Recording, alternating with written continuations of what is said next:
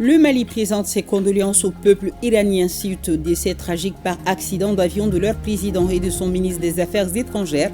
La signature du livre de condoléances au nom du président de la transition, colonel Assimi Goïta, est faite par le ministre Diop. De l'eau pour chaque Malien et partout au Mali, c'est le message fort lancé par le ministre de l'Environnement à la tribune de l'eau à Bali en Indonésie. Le ministre Samake a d'ailleurs mis l'accent sur la souscription du Mali aux conventions internationales en matière d'accès à l'eau et à l'assainissement et la construction des forages à travers les œuvres sociales du président de la transition. Nos envoyés spéciaux sont Khadija Toukone et Alou Bekouni. Préparation de la fête de Tabaski 2024, le voisin sénégalais compte sur le Mali pour approvisionner son marché à hauteur de 61%.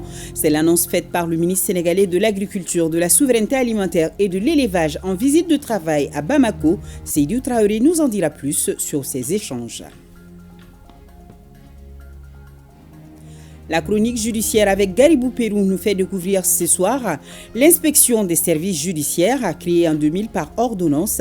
Elle est aujourd'hui animée par 13 inspecteurs et 5 assistants et pour faciliter le travail au quotidien de ces inspecteurs, un numéro vert est installé pour permettre aux justiciables de signaler des cas de dysfonctionnement judiciaire constatés. Merci de nous rejoindre. Bonsoir à tous. Audience au Conseil national de transition, CNT. Son président, colonel Malick Diao, a reçu le représentant spécial du secrétaire général des Nations Unies, non moins chef de bureau des Nations Unies pour l'Afrique de l'Ouest et du Sahel. Accompagné d'une forte délégation, dans les échanges entre les deux personnalités, il a été question de la situation socio-politique, économique et sécuritaire du pays, ainsi que du processus de transition. Pour plus de détails, écoutons le représentant spécial au micro de Tamsir Diabati. Avec le président de la CNT, on a échangé des informations sur l'évolution du pays et les succès qu'on s'enregistre dans le pays. Mais aussi, j'ai transmis la disponibilité des Nations Unies de continuer à travailler avec le pays, surtout au niveau du développement et de le soutien humanitaire. Le processus va sur le bon chemin. Et on a eu le dialogue intermalien et avec des recommandations. Et je crois savoir que les recommandations ne sont pas des décisions définitives, mais ils vont être appréciées pour le gouvernement pour prendre des décisions définitives et les utiliser pour des prochaines étapes du processus de normalisation de la vie politique et économique du pays. 3 États du Sahel, notamment le Mali, le Niger et le Burkina Faso, sont dans la dynamique aujourd'hui d'aller dans l'alliance des États du Sahel. Est-ce que l'ONU sera aux côtés de ces 3 États pour relever les défis sécuritaires du Sahel? Les Nations Unies soutiennent tous les efforts de combattre le terrorisme. Ce que nous sommes en train de faire, c'est de mobiliser les pays pour travailler ensemble, parce que le phénomène du terrorisme, c'est très complexe. Même les 3 pays travaillent ensemble dans une région précise, mais le terrorisme dans l'Afrique, dans le Sahel et même dans l'Afrique de l'Ouest va au-delà de ça. Donc la coopération entre les 3 pays entre eux, c'est important, mais avec 2 pays tiers aussi, c'est important pour avoir des succès stables dans ce combat contre le terrorisme. Le ministre des Affaires étrangères et de la coopération internationale à la résidence de l'ambassadeur d'Iran au Mali, suite au décès tragique par accident d'avion du président iranien Ibrahim Raisi et de son ministre des Affaires étrangères. Après avoir signé le livre de condoléances, Abdoulaye Diop a ensuite présenté les condoléances du peuple malien et du président de la transition, colonel Assimi Goïta, à la nation iranienne. Je vous propose d'écouter le ministre Diop. Il est au micro de Hari Djoumatina. C'est avec une profonde émotion que je signe ce jour à la résidence de la République islamique d'Iran au Mali le livre de condoléances ouvert suite à la disparition tragique de l'ayatollah Dr Saïd Ibrahim Raisi, président de la République islamique d'Iran, et de son Excellence Dr Hossein Amir Abdollahian, ministre des Affaires étrangères de la République islamique d'Iran.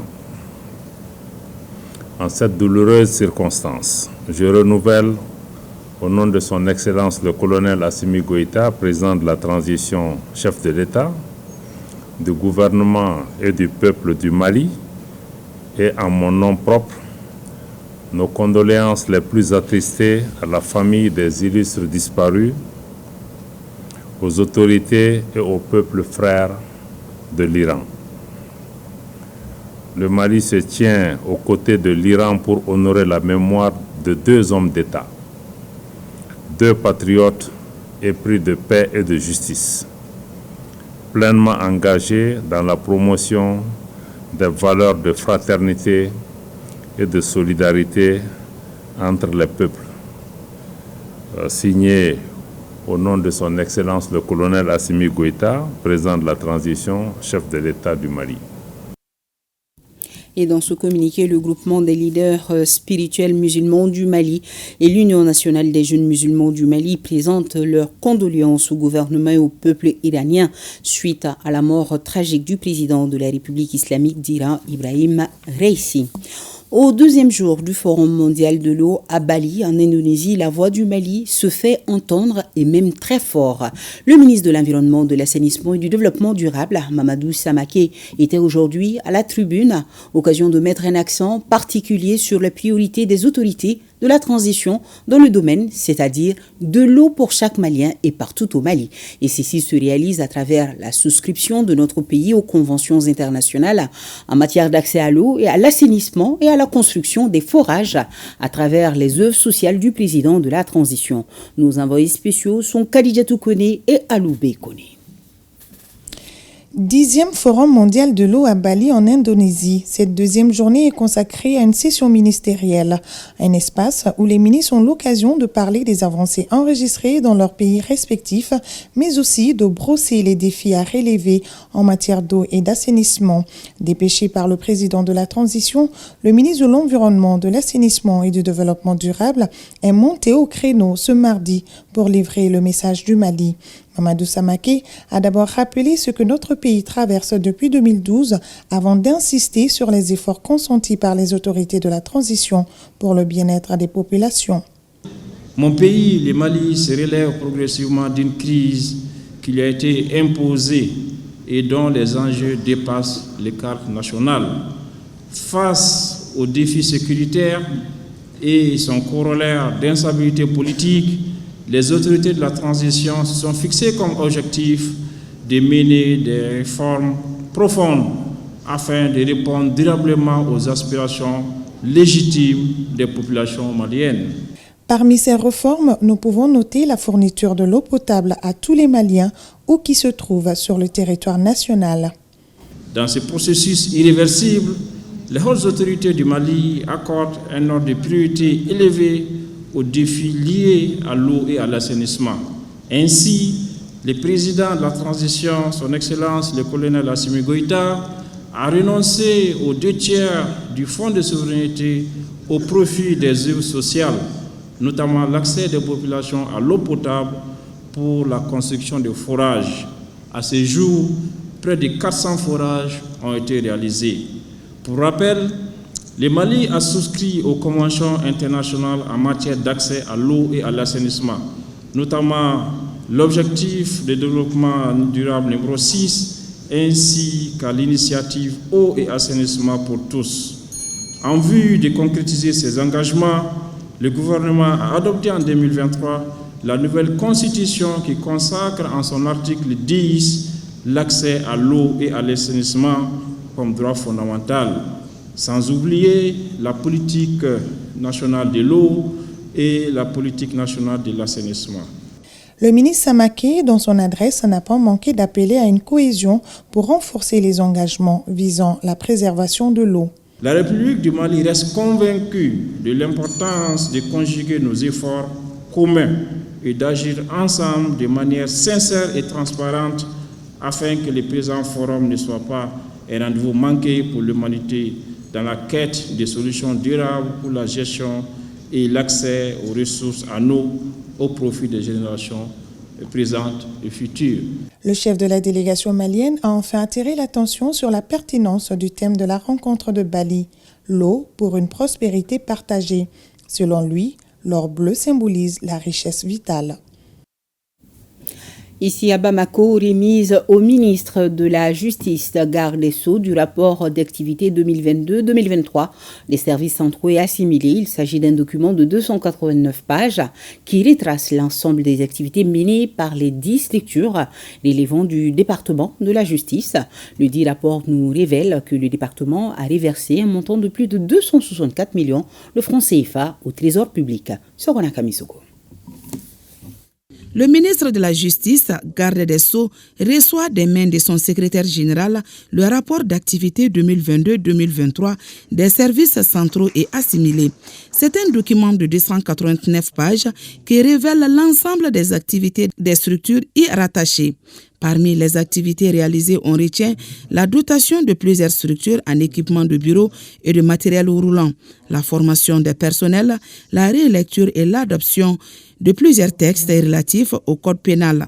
Le rapport nous apprend également le reversement des montants de plus de 264 millions de francs CFA au trésor public. Le rapport annuel d'activité 2023 comprend 289 pages, contre 190 pages pour le rapport annuel d'activité 2022. Ils comportent tous un sommaire pour faciliter leur exploitation aisée. Le mot du ministre constitue l'agrégation des activités des années sous revue menées par les services centraux et assimilés du ministère de la Justice et des Droits de l'Homme, au nombre de 8 à l'époque, désormais porté à 10. L'exercice a pour but de mettre en lumière l'ensemble des réalisations du département, de quoi donner une assurance aux premiers responsables du département quant à l'exécution des tâches assignées à ces différentes structures. Au-delà de leurs avantages en termes d'organisation qualitative du travail, profitable aux responsables des services, ces mesures innovantes ont donné un réel espoir à nos concitoyens quant à la bonne administration et la bonne distribution de la justice dans notre pays. La quête d'une justice moderne, efficace, accessible, respectée et respectable nécessite d'énormes ressources financières, matérielles et humaines de qualité, dont la disponibilité est fortement tributaire des possibilités de l'État. Notre département n'a pas le choix que d'engager des mesures appropriées permettant de mettre la justice à la hauteur des missions assignées, des enjeux et des défis contemporains auxquels notre pays fait face dans un contexte de refondation de l'État. Le ministre Kassougé a enfin instruit le secrétaire général et le directeur national de l'administration de la justice de tenir compte désormais de la production des rapports annuels de performance des juridictions. Question d'améliorer la qualité des prestations de la justice. Demain, 22 mars, c'est la journée internationale de la biodiversité. À cette occasion, le ministre de l'Agriculture, assurant l'intérim du ministre de l'Environnement, adresse un message à l'ensemble du peuple malien pour l'intégration de la sauvegarde de la biodiversité dans nos actions de tous les jours. Youssouf Diakité. Les préoccupations environnementales sont au centre des priorités du gouvernement du Mali. C'est pourquoi la Journée internationale de la biodiversité est célébrée avec intérêt ici. C'est en 2000 que l'Assemblée générale des Nations unies a proclamé le 22 mai de chaque année Journée internationale de la biodiversité. Dans un contexte marqué par la dégradation des ressources naturelles, la menace sur la survie d'1 million d'espèces et la perturbation au quotidien de la vie de plusieurs milliards de personnes. La 15e réunion de la conférence des parties à la Convention des Nations Unies sur la diversité biologique, tenue du 7 au 19 décembre 2022, a adopté le cadre mondial de Kunming-Montréal. Ce cadre vise plusieurs cibles mondiales à atteindre à l'horizon 2030 et au-delà pour la protection et l'utilisation durable de la biodiversité. En vue de mieux informer, former et sensibiliser sur le dit cadre, le secrétariat de la Convention sur la diversité biologique a lancé la campagne « Le plan pour la biodiversité ». Ce thème est un rappel à l'action pour stopper et inverser les pertes de biodiversité. Il s'agit là de susciter une prise de conscience collective face à la question. Les gouvernements, les communautés locales, les organisations non gouvernementales, les législateurs, les entreprises et les particuliers sont encouragés à souligner la manière dont ils soutiennent la mise en œuvre du plan en faveur de la diversité biologique. Chacun a un rôle à jouer et peut donc faire partie du plan tout en suscitant une prise de conscience et renforçant l'engagement en faveur de la biodiversité. Sur le plan économique, la biodiversité fournit des services écosystémiques comme la pollinisation des cultures, le maintien d'un sol fertile pour l'agriculture, la transformation de déchets et de polluants, la mise à disposition de matières premières pour l'industrie ou encore la production de médicaments, de bois et autres. En vue d'inverser la tendance, chacun doit y mettre du sien en mettant l'accent sur la communication, l'information et la sensibilisation des peuples en faveur de la biodiversité. Préparation de la fête de Tabaski 2024, le voisin sénégalais compte sur le Mali pour approvisionner son marché à hauteur de 61% de moutons. C'est l'annonce phare faite par le ministre sénégalais de l'Agriculture, de la Souveraineté alimentaire et de l'élevage en visite de travail à Bamako.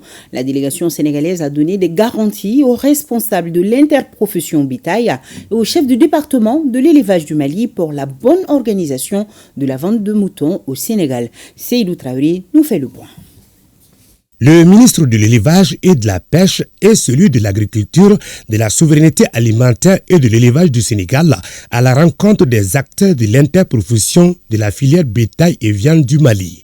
Un seul objectif pour le ministre Madouba Ndiaye, comment le marché à bétail du Sénégal peut être approvisionné.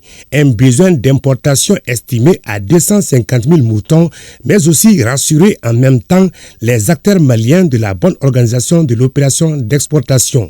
Pendant plusieurs décennies, le Mali a soutenu le Sénégal pour le ravitaillement des moutons de Tabaski. L'avènement de son Excellence le Président de la République, Bassirou Diomaye Faye, et du Premier ministre Sonko, qui ont organisé un conseil interministériel dont plus de 60% du gouvernement étaient présents. Ils nous ont instruits de venir rencontrer nos collègues et grands frères, le ministre de l'élevage, pour discuter comment le Mali peut accompagner le Sénégal pour le ravitaillement des 250 000 moutons dont nous avons besoin pour le corridor Mali-Sénégal. Lors de la séance de travail au ministère de l'élevage et de la pêche, les responsables de l'interprofession de la filière bétail et viande du Mali ont porté à la connaissance de l'ordre du jour les difficultés qu'ils rencontrent pendant leur déplacement pour l'opération Tabaski au Sénégal. Souvent, il y a insuffisance de forces de sécurité pour protéger les acteurs. Le manque d'assistance ou faible assistance des éleveurs en cas de vol ou d'agression. La non-affectation des sites spécifiques aux marchands à bétail maliens sur les zones de vente. En vue d'atténuer les difficultés égrenées, la délégation sénégalaise a remis 600 macarons de laissez-passer, d'exonération des droits et taxes sur les moutons de Tabaski et d'autres documents d'autorisation et de contrôle des véhicules transportant les moutons. Je ne doute pas un seul instant qu'il s'agit d'échanges commerciaux dans le cadre d'un partenariat gagnant-gagnant, basé sur les 3 principes fondamentaux qui guident désormais l'action publique au Mali. En 2023, le cumul des importations du Sénégal s'élevait à 246 165 têtes de moutons, dont 60,66% en provenance du Mali. Ministère de la Santé et du Développement social, remise de kits alimentaires, scolaires et de cuisine aux personnes déplacées internes et les familles vulnérables de Massina en valeur du don environ 522 millions de francs CFA. La correspondance de Ramata Konaté et Karamoro Traoré depuis Ségou. Des vivres et des non-vivres en grande quantité pour les personnes déplacées et les familles hautes vulnérables de Massina. Le ministre de la Santé et du Développement social vient ainsi les réconforter dans l'amélioration de leurs conditions de vie. La donation est composée de 2992 kits abris, 200 kits de dignité, 1000 kits scolaires, 250 tonnes de kits alimentaires, 432 kits NFI, Ces différents articles seront distribués au profit de 1400 ménages déplacés dont la valeur de produits alimentaires s'élève à près de 522 millions de francs CFA. Cet appui est un grand apport pour nous. Les fournitures d'écoliers pour les enfants, les matériels de cuisine et de travail pour nous-mêmes. Tout ceci nous serviront beaucoup, car on a tout laissé là-bas en venant ici. Ce don multiforme permet de renforcer la résilience des bénéficiaires et de bien gérer la période de soudure. Les personnes bénéficiaires de ce programme ont été choisies sur la base des critères de vulnérabilité ou de déplacement interne par les services techniques et les partenaires techniques et financiers. Merci infiniment pour votre soutien inestimable. L'aide que nous apportons aujourd'hui, en partie, est destinée à plus de 6 000 déplacés identifiés ici, qui sont déplacés à Massina, suite à une insécurité persistante ici chez vous. Je puis vous assurer que les plus hautes autorités du Mali travaillent ardemment à créer les conditions de sécurité idoines pour faciliter votre retour chez vous.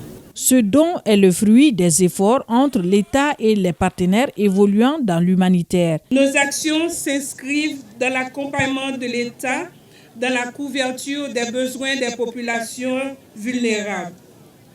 Donc nous voulons aussi signaler que notre contribution se fait toujours dans le respect de la dignité humaine et dans la protection des droits de l'homme. Cette cérémonie est certes symbolique, mais elle magnifie le bon partenariat entre le ministère de la Santé et l'ensemble des acteurs humanitaires au Mali. En marge de cette cérémonie de remise, le ministre du Développement social et de la Santé s'est successivement rendu chez le chef de village, l'imam de la mosquée de Massina, pour une visite de courtoisie. Puis ce fut le tour du CCRF de la localité où le colonel Touré a rendu hommage aux 3 vaillants soldats tombés la veille au cours d'une riposte vigoureuse contre les ennemis de la paix. Elle a aussi rendu visite aux blessés sur place à Massina et à ceux qui reçoivent des soins à l'hôpital Nianakoro Fomba de Ségou. Suivons à présent avec Abdoulaye Sako l'actualité de nos femmes. Les terroristes viennent de recevoir encore une autre correction. Quand les bêtises des ennemis les conduisent à poser des actes de folie, les FAMA les ramènent à la raison de manière très efficace et professionnelle.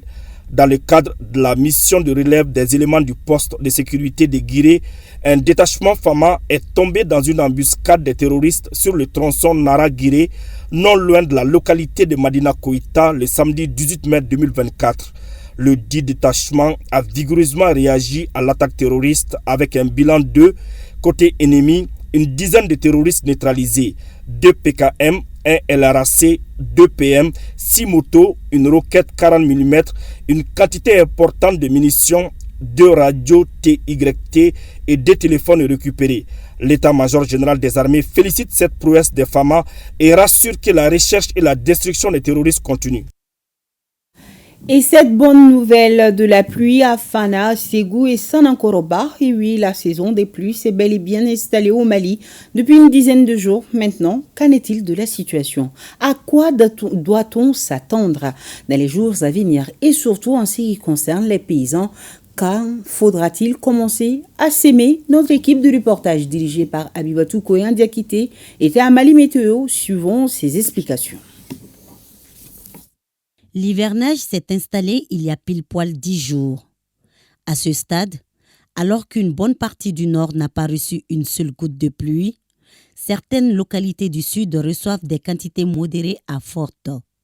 Il s'agit notamment des régions de Bougouni, Sikasso, Ségou, Nara, Nioro, Mopti, jusqu'à la partie nord de celle de Tombouctou. Cette situation est due à des formations isolées.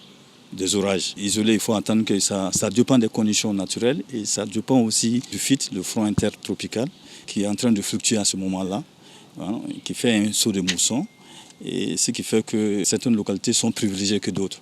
La situation va s'améliorer au fur et à mesure quand nous rentrons au mois de juin, notamment à partir de la dernière décade du mois de juin. Donc la saison va s'installer définitivement. Il n'y a pas lieu de s'alarmer pour le moment.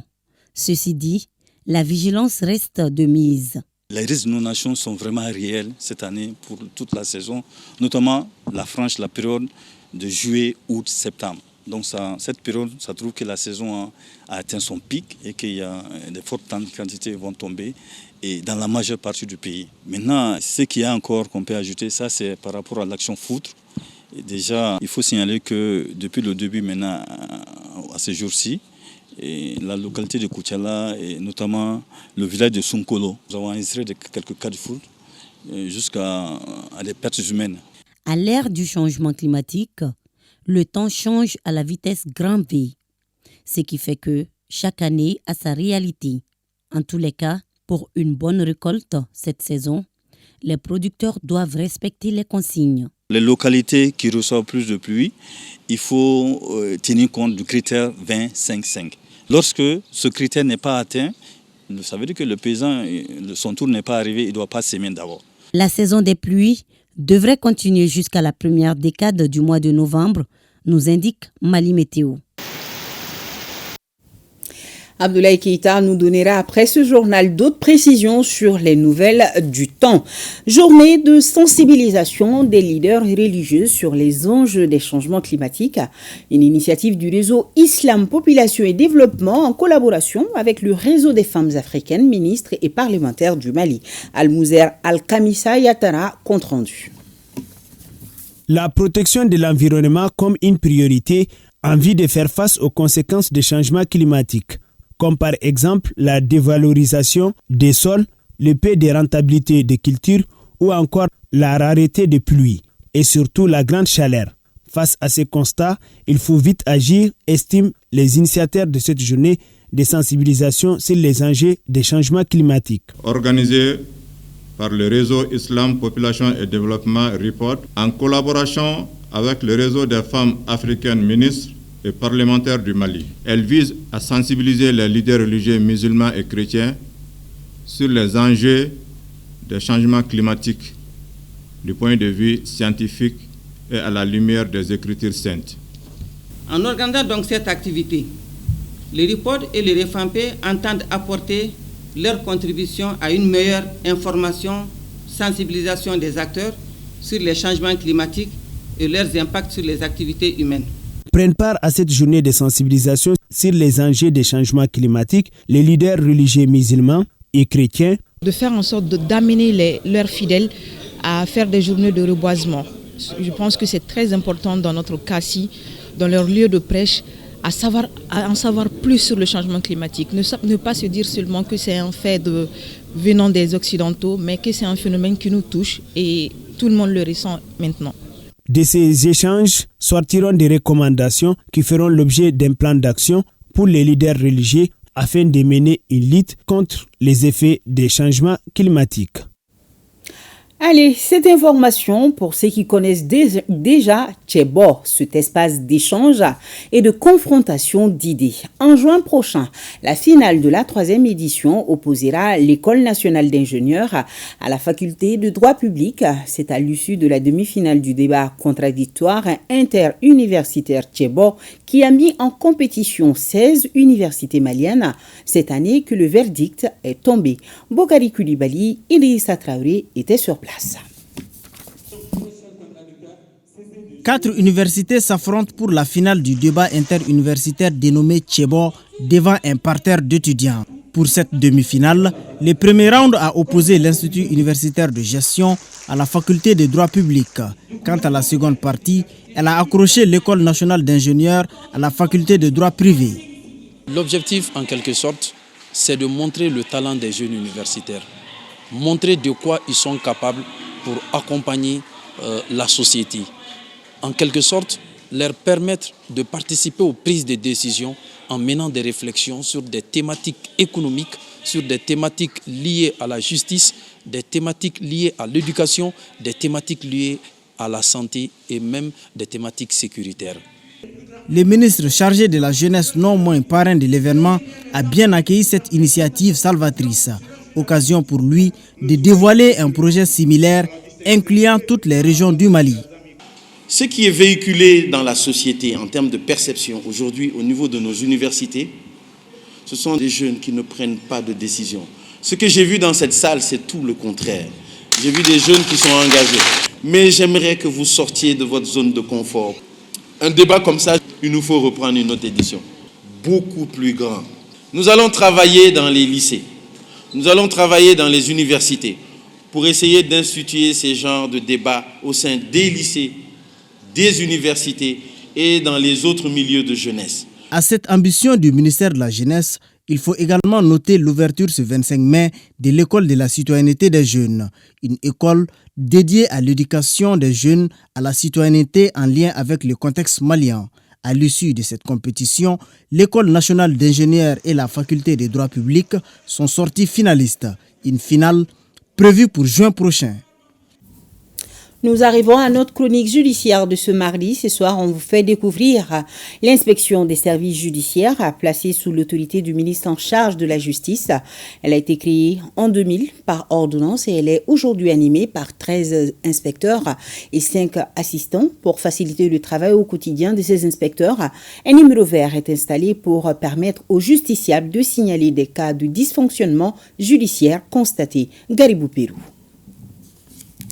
Investi d'un pouvoir de veille, l'inspection des services judiciaires joue un rôle central dans la chaîne de distribution de la justice. Les membres qui l'animent jurent de remplir bien et fidèlement leurs fonctions, de l'exercer en toute impartialité dans le respect de la Constitution. C'est devant la Cour suprême qu'ils prêtent serment avant d'entrer en fonction. Le service central qui a pour mission de veiller au fonctionnement des services judiciaires, c'est l'inspection des services judiciaires. Quand on parle des services judiciaires, il s'agit de tous les services relevant de la compétence du ministère de la Justice. Les juridictions, les maisons d'arrêt, les services centraux, toutes ces structures-là relèvent de la compétence de l'inspection des services judiciaires. Et nous veillons à ce que ces services fonctionnent conformément à la loi. La vérification des méthodes de travail des magistrats et du personnel des services judiciaires est l'une des missions principales dévolues à l'inspection. Lorsque le procureur reçoit un procès verbal d'enquête, comment le procès verbal a été traité. Et nous vérifions si ce traitement a respecté la légalité. Au niveau du siège également, lorsqu'une décision est rendue, il y a des délais pour rédiger la décision. Nous vérifions, est-ce que ces délais sont respectés? Est-ce que le juge a été diligent? Parce qu'en matière de discipline, le défaut de diligence est une faute disciplinaire. Et au niveau des cabinets d'instruction également, nous vérifions les actes posés par les juges d'instruction. Si ces actes sont conformes à la loi, si les mandats discernés respectent la loi. À la demande du ministre de tutelle, l'inspection peut ouvrir une enquête et effectuer une mission dans le cadre de ses attributions. Il s'agit là des faits signalés ou dénoncés. Je donne un exemple très précis. Un citoyen nous saisit pour dire qu'un acteur judiciaire a eu tel comportement à son égard. Nous notons et nous informons le garde des Sceaux. Une fois qu'on est autorisé à ouvrir une enquête administrative, nous appelons toutes les parties, le juge lui-même et la partie qui a dénoncé, on les entend, on dresse un rapport que nous transmettons au garde des Sceaux. L'inspection n'a pas mission de sanction, elle collecte les informations. L'accès à l'information pour elle est un droit citoyen. C'est pourquoi elle dispose d'un numéro vert au profit des justiciables. Le numéro vert de la justice, c'est 3611 et c'est gratuit. Si la justice répond du peuple malien, le peuple a droit à l'information. Et c'est d'ailleurs qui a inspiré le garde des Sceaux, en installant le numéro vert qui permet à tout citoyen qui estime être victime de la justice de nous saisir pour dénoncer les faits. Depuis son installation, nous avons reçu 300 appels. Du 10 janvier à aujourd'hui, nous avons reçu 300 appels. Pratiquement 90% des appels reçus ont été traités au niveau de l'inspection des services judiciaires. Les inspecteurs sont placés sous la protection de la loi contre les injures, les provocations et les menaces dont ils peuvent être l'objet dans l'exercice de leurs fonctions. Ils ne peuvent être ni inquiétés ni poursuivis pour des faits signalés dans leur rapport. Ils peuvent en cas de besoin faire recours aux autorités civiles et aux services de sécurité pour garantir l'exécution correcte des missions qui leur sont confiées. La force du magistrat, c'est le respect de la loi. Son indépendance s'inscrit aussi dans le cadre de la loi. Par rapport aux justiciables aussi, le message que j'ai à lancer, c'est de leur dire que la justice fonctionne suivant des principes. Souvent, il y a des faits qui se dénonçaient par rapport au fonctionnement des services judiciaires. C'est des faits liés même à la nature, c'est-à-dire que des procédures prévues par la loi. Souvent, on dit que la procédure est en retard, mais c'est la loi même souvent qui donne des délais aux magistrats pour travailler. Donc chacun cherche à comprendre sa justice et s'il y a des questions qui vous posent problème, le numéro vert 3611 est là, vous appelez et nous sommes disponibles à vous édifier. Tenus au secret professionnel, les inspecteurs disposent du pouvoir d'investigation étendu et du droit de communication des documents. C'est la raison pour laquelle les services publics et organismes auprès desquels sont effectuées les missions de contrôle ne peuvent en aucun cas leur opposer le secret professionnel. Je vous propose à présent d'écouter au micro de Bokari Koulibaly, le secrétaire général de l'Alliance pour la jeunesse, de l'Alliance de la jeunesse plutôt musulmane pour l'unité et la défense de l'islam au Mali. Il dénonce les attaques et manque de respect perpétrés à l'encontre de l'islam. Vu l'article 1er de la Constitution de la République du Mali, qui interdit toute discrimination fondée sur l'origine sociale, la religion, la couleur, la langue, la race, le sexe ou l'opinion politique. Vu l'article 24 de la Constitution, qui stipule que la défense de la patrie est le devoir de tout citoyen. Compte tenu des tentatives successives de déstabilisation de la sécurité nationale par une secte importée, provocatrice, qui prétend insulter les religions, en particulier l'islam et ses symboles et les musulmans. Considérant que la communauté musulmane, malgré qu'elle soit majoritaire, a toujours vécu avec ses coreligionnaires dans la paix et le vivre ensemble depuis plus d'un millénaire. L'Alliance de la jeunesse musulmane pour l'unité et la défense de l'islam au Mali, AJMD Mali, joint sa voix à celle du Haut Conseil islamique du Mali pour dénoncer ces actes blasphématoires considérés comme une violation de la Constitution de la République, une violation des principes de paix et de vivre ensemble enseignés par le Saint-Coran et les nobles hadiths du prophète Mohammed sallallahu alayhi wa sallam. L'AJMD Mali, avec toutes ses associations et ses démembrements dans toutes les régions du Mali, dit en un mot, nous n'autorisons pas et n'accepterons pas les attaques contre l'islam et ses symboles par quiconque, quel qu'il soit, pour quelque revendication que ce soit et dans n'importe quelle circonstance. L'AJMD Mali invite les imams, les prédicateurs et tous les leaders à sensibiliser les fidèles avec argumentation, sagesse et bonne exhortation sur les dangers de ces nouveaux déstabilisateurs afin qu'ils ne tombent pas dans leur égarement. Vive l'islam au Mali, vive la paix et la sécurité, que Dieu bénisse le Mali et le peuple du Mali. Sur un tout autre sujet, retrouvons le comédien Kari Boroba Koulibaly dit Madouolo. Cette fois-ci, il nous amène à Bla où il vient d'initier un festival intitulé Festival international des arts et de la culture. Cette première édition se veut un espace de brassage culturel entre les 17 communes de Bla. L'événement est placé sous le thème Emploi des jeunes en milieu rural. Nos envoyés spéciaux à Bla sont Jacqueline Dako et Bassi Traoré. Le Festival international des arts et de la culture FIAC Bla met en valeur le potentiel culturel et artistique du cercle de Bla. Cet événement, initié par le comédien Kari Boroba Koulibaly, réunit les acteurs et professionnels des arts et de la culture. Cela dans le but de contribuer aux actions de développement dans les 17 communes de Bla. Pendant cette semaine, nous aurons des prestations artistiques et culturelles avec des thématiques comme l'employabilité des jeunes, comme la réduction des problèmes de migration et la réduction du flux migratoire.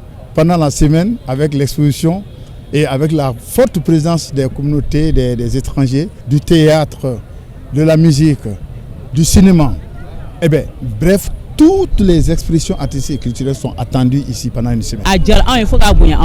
Nous sommes très contents de cet événement de Kari Boroba Koulibaly dans notre cercle. Nous l'accueillons à bras ouverts. Je demande aux gens de Bla de sortir massivement pour le soutenir et montrer notre potentialité culturelle au monde. Ce rendez-vous culturel est un moyen pour les communautés de Bla de préserver et de célébrer leur patrimoine culturel. Une initiative fortement saluée par les autorités. Je souhaite que ce festival soit le début d'une longue série d'événements culturels et artistiques dans le cercle Bla. Qu'il continue à faire vibrer, à émerveiller et à rassembler chaque année les festivaliers venus du monde entier. Nous serons à vos côtés pour que d'édition en édition, nous puissions quand même perfectionner vraiment cette initiative. Le département en charge de la culture, de par ma voix, salue l'initiative et encourage vivement les organisateurs à s'investir infatigablement pour l'atteinte des objectifs qu'ils se sont fixés et qui découlent d'ailleurs des missions du ministère. Au cours de cette cérémonie, les festivaliers ont inauguré le monument Chiwara.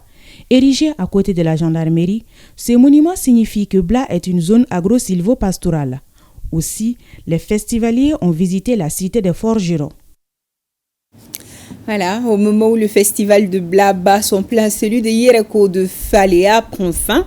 La dernière journée de cette première édition a été consacrée aux œuvres sociales, notamment l'inauguration d'un forage et la remise de kits scolaires. Pendant 2 jours, la commune rurale de Faléa a vibré au rythme du Djankoura, nous précisent nos envoyés spéciaux Moussa Kamara et Siriki Koulibaly. C'est par la remise des vivres à une 50aine de familles nécessiteuses qu'a débuté cette seconde journée du festival Yereko de Faléa. Les bénéficiaires sont visiblement émus. Je suis très content aujourd'hui.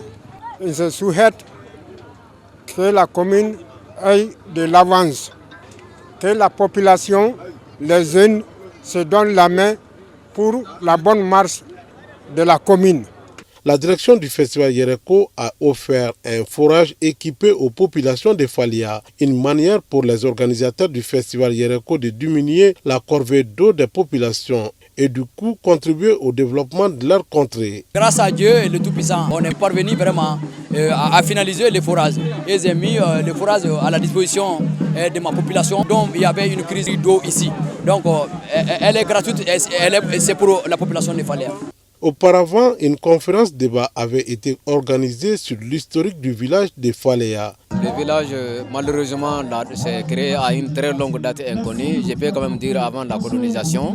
Le village est en majorité occupé par des Djalonké, les Malinké, quelques Djakanké, les Peuls.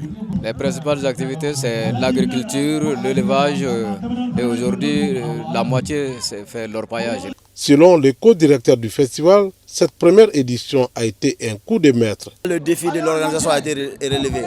Seulement, il y a eu des manquements comme c'est notre première fois. Mais j'espère que nous allons corriger ça dans les prochaines éditions qui vont venir.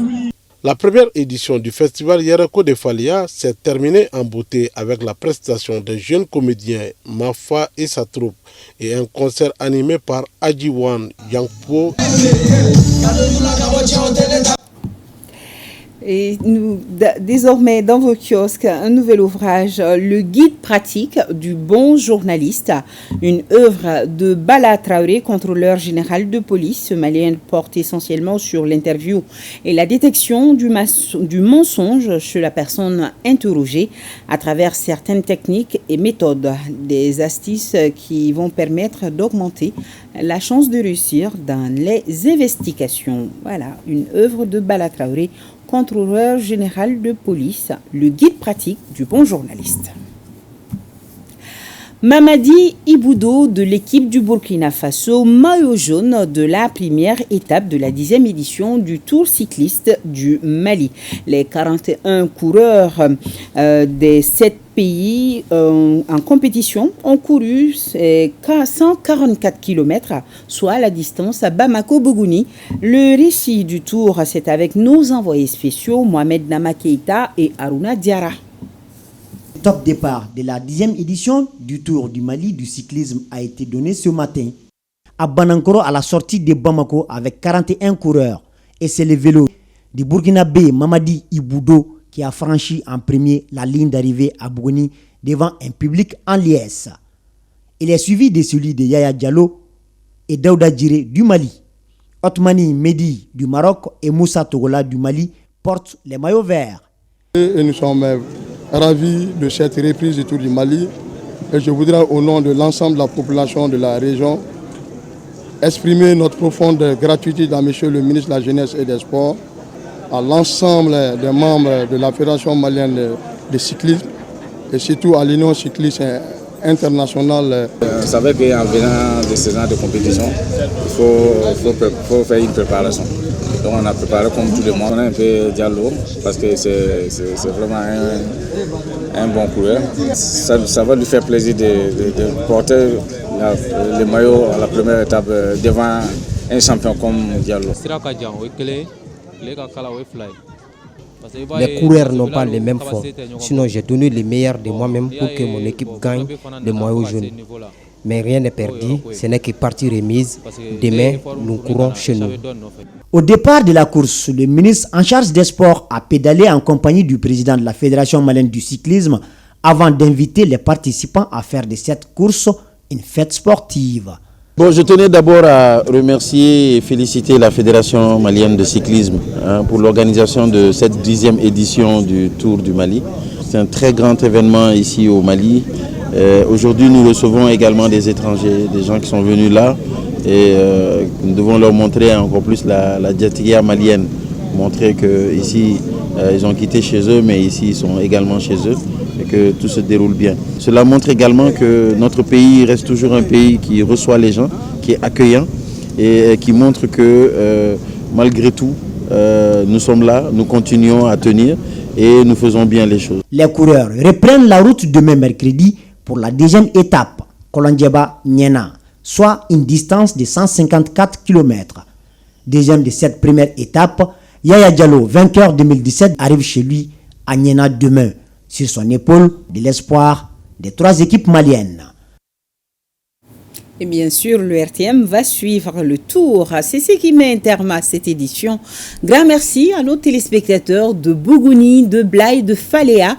Je vous souhaite une excellente suite des programmes. Bonsoir à tous.